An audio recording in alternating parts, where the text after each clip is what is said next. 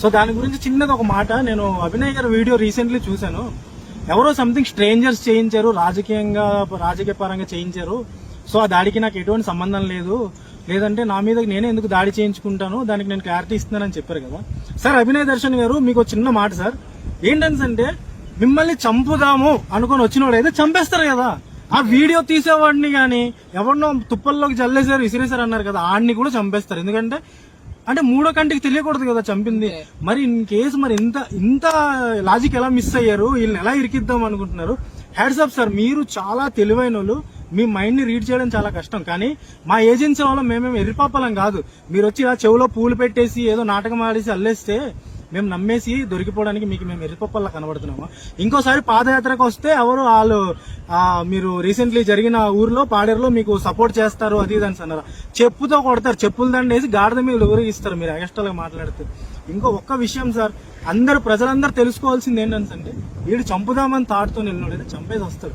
నలుగురు మూగిపోయి అదని సినిమా, మీకు స్టైల్గా ఇక్కడ పొడవడం ఇక్కడ దెబ్బ తగిలింది అంటున్నారు. మరి దెబ్బ తగిలిన దెబ్బలేవి? ఇది మానిపోయింది అంటున్నారు. అభినయ్ దర్శన్ వీడియో ఉంటది కదా, అక్కడ చూడండి. డే 1 నుంచి నేను మా ఆవిడ శైలు కూడా ఉన్నాం. డే 1 నుంచి లాస్ట్ వరకు ఉన్నాం మేము. ఆ వీడియో చూసి చెప్పండి, మీతో మేము నిజంగా చంపడానికి వెళ్ళేమా అన్న దానికి ప్రూఫ్ ఇదే. చంపుదాం అనుకుని సుపారీ ఇచ్చిన వాళ్ళైతే వీళ్ళు చంపేసి వెళ్ళిపోతారు కదా. మీకు కొట్టేసో ఇచ్చేసో కారం జల్లేరు, గుడ్లు కొట్టారు, ఏం లేవు. మేము వెళ్ళి ఎంక్వైరీ చేసుకొని వచ్చాం. మీరేమి నాటకాలు ఆడొద్దు, వీళ్ళని ఇరికిద్దాం అనేది చూడొద్దు. వన్ థింగ్, వీళ్ళ బైక్స్ అండ్ ఫోన్స్ అలాగే మెయిన్ ఐటమ్స్ ఏవైతే ఉండిపోయాయో అవన్నీ స్టేషన్ నుంచి రికవరీ చేసి వీళ్ళకి అప్పచెప్పే బాధ్యత మీది. లేని పక్షాన మీ మీద అయితే రిటర్న్ కేసు పెట్టేసి మేము చాలా పెద్ద ఛానల్స్ దగ్గరికి వెళ్తాము. అండ్ మీరు మీడియా మిత్రులందరికీ మీరు వచ్చేసి ఇంటర్వ్యూలు ఇచ్చి పెద్ద హీరోలా ఫోజు కొట్టడం కాదు. ఇక మీద నుంచి మేము కూడా మీడియా మిత్రుల్లోకి వెళ్తాము. మాకు మా ఏజెన్సీలు ఎంత సపోర్ట్ ఉందో మేము చూపించుకుంటాము. సో దయచేసి అభినయ్ గారు, ఈ వీడియో చూస్తున్నారు కదా, మీకోసమే రెస్పాండ్ అనేది అవ్వండి. లేని పక్షాన్ని అయితే మరి చెప్తున్నాం కదా, బాగోదు. ఏజెన్సీలో మీరు ఎక్కడ కనబడినా తస్మా జాగ్రత్త, ఇది ఒకటే చెప్తాం.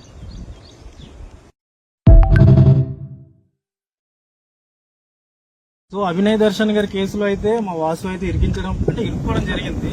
సో దాని గురించి చిన్నది ఒక మాట, నేను అభినయ్ గారి వీడియో రీసెంట్లీ చూశాను. ఎవరో సంథింగ్ స్ట్రేంజర్స్ చేయించారు, రాజకీయ పరంగా చేయించారు. సో ఆ దాడికి నాకు ఎటువంటి సంబంధం లేదు, లేదంటే నా మీద నేనే ఎందుకు దాడి చేయించుకుంటాను, దానికి నేను క్లారిటీ ఇస్తున్నానని చెప్పారు కదా సార్. అభినయ్ దర్శన్ గారు, మీకు చిన్న మాట సార్, ఏంటంటే మిమ్మల్ని చంపుదాము అనుకుని వచ్చినోడు అయితే చంపేస్తారు కదా. ఆ వీడియో తీసేవాడిని గాని ఎవరినో తుప్పల్లోకి జల్లేసారు, విసిరేసారు అన్నారు కదా, ఆడిని కూడా చంపేస్తారు. ఎందుకంటే అంటే మూడో కంటికి తెలియకూడదు కదా చంపింది. మరి ఇన్ కేసు మరి ఇంత లాజిక్ ఎలా మిస్ అయ్యారు, వీళ్ళని ఎలా ఇరికిద్దాం అనుకుంటున్నారు? హ్యాట్స్ ఆఫ్ సార్, మీరు చాలా తెలివైన వాళ్ళు, మీ మైండ్ ని రీడ్ చేయడం చాలా కష్టం. కానీ మా ఏజెన్సీ వల్ల మేమేమి ఎర్రిపాపలం కాదు.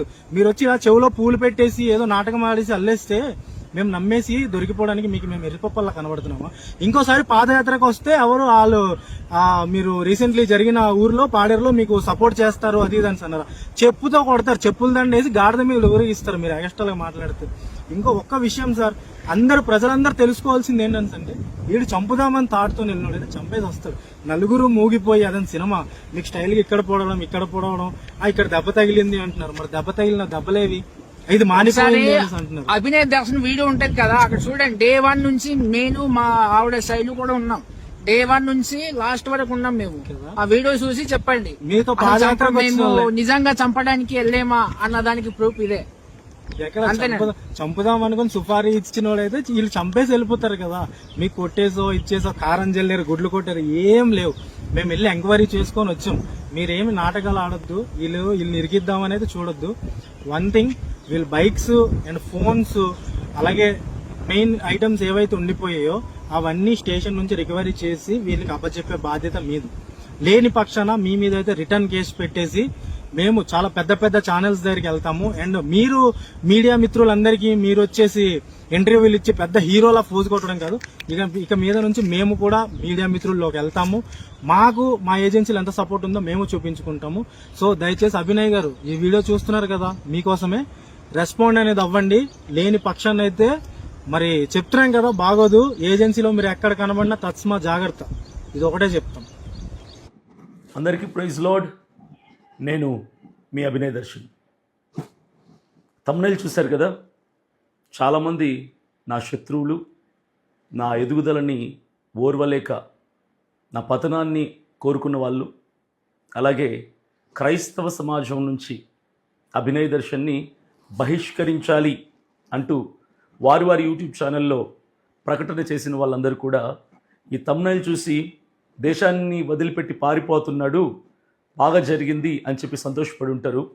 సారీ, నేను మీకు ఆ ఛాన్స్ ఇవ్వను. ఎందుకంటే నేను ఇక్కడే పుట్టాను, ఈ గడ్డ మీదనే పెరిగాను, ఇక్కడే క్రీస్తుని అంగీకరించాను, క్రీస్తు రక్తంలో కడగబడ్డాను, ఇక్కడే సువార్త ప్రకటించాను, ఇక్కడే క్రైస్తవ సమాజం కోసం ప్రశ్నించే ఒక గొంతుక ఉండాలని, సైనింగ్ అథారిటీలో మనకంటూ ఒక నాయకుడు ఉండాలని, క్రైస్తవ సమాజానికి కష్టం కలిగితే అసెంబ్లీలో పార్లమెంట్లో మన తరపున మాట్లాడడానికి ఎమ్మెల్యే ఎంపీ ఉండాలని నేను తీసుకున్నటువంటి నిర్ణయమే నా రాజకీయ భవిష్యత్తులో నేను వేసినటువంటి అడుగు.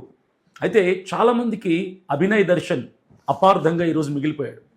దానికి కొన్ని వివరణలు ఇస్తాను, కొన్ని కారణాలు కూడా చెప్తాను. నేను మొదటిగా ప్రాధాన్యంగా ఒకరికి థ్యాంక్స్ చెప్పాలి.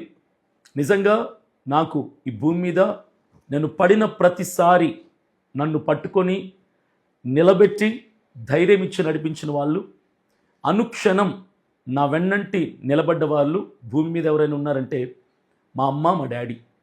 వాళ్ళ వల్లనే ఈరోజు నేను ప్రాణాలతో ఉన్నాను, ఈరోజు బ్రతికి ఉన్నాను, ఈరోజు ధైర్యంగా మాట్లాడగలుగుతున్నాను. వాళ్ళు ఇచ్చే ధైర్యం అంతా ఇంత కాదు. అయితే రెండవది ఎవరంటే మా అమ్మ నాన్న తర్వాత అంత ప్రేమ నాకు ఈ సొసైటీలో దొరికింది ఎక్కడి నుంచి అంటే పాడేరు నియోజకవర్గంలోని జీకే వీధి మండలంలోని మొండిగడ్డ పంచాయతీలోని నీరుతోటపాలెం అన్నటువంటి గ్రామస్తుల నుంచి. నిజంగా మా అమ్మ నాకు చూపించినటువంటి ప్రేమ కంటే ఎక్కువ ప్రేమ అక్కడ నాకు లభించింది. Really I'm very much happy for their love. వాళ్ళు చూపించిన ఆ అద్భుతమైన ప్రేమ నిజంగా నన్ను ముగ్ధుల్ని చేసేసింది. వాళ్ళ ప్రేమకి నేను బానిసనైపోయాను. నేను బ్రతికున్నంత వరకు నీరుతోటపాలెం గ్రామాన్ని కానీ ఆ గ్రామస్తుల్ని కానీ నేను ఎప్పుడు మర్చిపోను. I'm very much thankful to them. Throughout my life I will be thankful to them. నేను బ్రతికున్నంత వరకు వాళ్ళకి నేను రుణస్తున్నై ఉన్నాను. అయితే ప్రాముఖ్యంగా కొన్ని విషయాలు నేను చెప్తాను. అభినయ్ దర్శన్ అనే నేను ఈరోజు ఒక హాట్ టాపిక్గా మారాను కదా. నా మీద మంచి మాట్లాడే వాళ్ళు ఉన్నారు, చెడుగా మాట్లాడే వాళ్ళు ఉన్నారు, పోనీలే అని జాలి చూపించే వాళ్ళు ఉన్నారు, అతను చేసిన తప్పేంటి అని సమర్థిస్తున్న వాళ్ళు ఉన్నారు, అతన్ని బహిష్కరించేద్దాం క్రైస్తవ సమాజం నుంచి అని నా మీద కోప్పడుతున్న వాళ్ళు ఉన్నారు, అసలు వీడు క్రైస్తవుడేనా అని మాట్లాడుతున్న వాళ్ళు ఉన్నారు. అనేక రకాల వర్గాల ప్రజలు రకరకాలుగా మాట్లాడుతున్నారు. ఏది ఏమైనా ఈరోజు నా మీద ప్రతి యూట్యూబ్ ఛానల్, ప్రతి ఇన్ఫ్లుయెన్సర్ నా మీద వీడియోలు చేశారు. నా పేరు చెప్పుకొని మీరు రూపాయి 10 రూపాయలు సంపాదించుకున్నారంటే నాకు అంతకంటే కావాల్సింది ఏముంది? నా వల్ల మీరు ఒక పూట భోజనం దొరుకుతుందంటే అంతకంటే నాకు ఆనందం ఏముంది? నేను మిమ్మల్ని అడ్డగించను. మీ స్వతంత్రం మీది. మీకు నచ్చింది మీరు రాసుకోవచ్చు, మీకు నచ్చింది మీరు మాట్లాడచ్చు. అది నేను అడ్డు చెప్పడానికి నేను ఏ పార్టీ వాడిని. అయితే నేను కొంత వివరణ ఇస్తాను. మొదటిగా నేను ఒక ఛాలెంజ్ చేస్తున్నా. అంటే నా మీద కొంతమంది తప్పుడు అలిగేషన్స్ చేస్తున్నారు. అంటే క్యారెక్టర్ అసాసినేట్ చేస్తూ అభినయ్ దర్శన్ క్యారెక్టర్లెస్ ఫెలో అంటూ అభినయ్ దర్శన్ని డిగ్రేడ్ చేయడానికి కొంతమంది రాంగ్ అలిగేషన్స్ చేస్తున్నారు. వాళ్ళల్లో ప్రముఖమైనటువంటి వ్యక్తి ఎవరంటే నీల్ రాజ్ అన్నటువంటి వాడు. నీల్ రాజ్ అన్నటువంటి ఇతను, నేను అన్పార్లమెంటరీ వర్డ్స్ నేను వాడదలుచుకోలేదు. ఎందుకంటే నేను ఒక భరోసా పార్టీ ఆంధ్రప్రదేశ్ రాష్ట్ర అధ్యక్షుడిగా నాకు కొన్ని లిమిట్స్ ఉంటాయి, అలాగే ఒక క్రైస్తవ నాయకుడిగా నాకు కొన్ని పరిధులు ఉంటాయి. కాబట్టి నా పరిధిలో ఈరోజు నేను కోపాన్ని అణిచిపెట్టుకొని కోపాన్నంతటిని కంట్రోల్ చేసుకుంటూ చిరునవ్వుతో మాట్లాడటానికి నేను ప్రయత్నిస్తున్నా. నీలరాజు అనేటువంటి ఇతను కక్ష కట్టి, అంటే ఒక అభినయ దర్శన్ మీదనే కాదు, దినకరన్ గారి దగ్గర నుంచి, ఏసన్న గారి దగ్గర నుంచి, భక్త్ సింగ్ గారి దగ్గర నుంచి, ఆర్ఆర్కే మూర్తి గారి దగ్గర నుంచి, మహా గొప్ప సేవ చేసినటువంటి వారు దేవదాసయ్య గారి దగ్గర నుంచి, ఈనాటి సేవకుల వరకు, కొత్తగా సేవ ప్రారంభించినటువంటి ఈనాటి సేవకుల వరకు నీలరాజు అనేటువంటి ఈ తెలంగాణకు సంబంధించినటువంటి ఇతను విమర్శించని సేవకుడు లేడు. నీలరాజు అనేవాడు విమర్శించని సేవకుడు లేడు. అయితే అతను చేసే పని అంటే వాళ్ళని రోడ్డు మీదకి ఈడ్చటం, పదే పదే పెట్టిన వీడియోలు పెట్టడం. ఈరోజు ఒక ఇష్యూ జరిగింది అనుకోండి ఒక పాస్టర్ మీద, అతనికి సంబంధించినటువంటి కొన్ని వీడియోలు అవి ఇవి సేకరించి అతన్ని బతుకు నాశనం చేసే ప్రయత్నం చేస్తాడు. అయిపోయింది కదా, అంతటితో అయిపోయింది. 1 year 2 years 3 years 4 years 5 years అయిపోద్ది. తర్వాత ఆ పాస్టర్కి సంబంధించినటువంటి